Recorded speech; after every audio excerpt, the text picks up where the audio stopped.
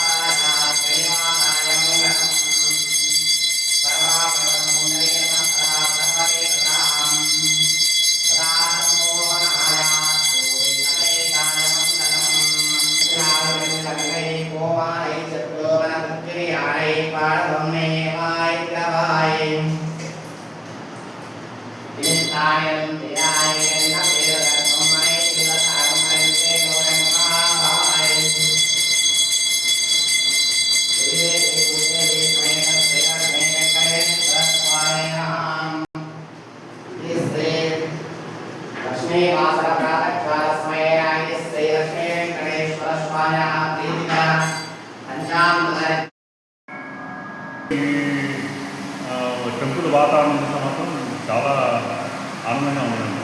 గుడికి బయట చాలా బయట ఉంది. ఆ వాతావరణం కూడా చాలా అద్భుతంగా ఉంది. చుట్టూ అనేది చాలా డెవలప్మెంట్ కూడా చేస్తూ ఉన్నారు.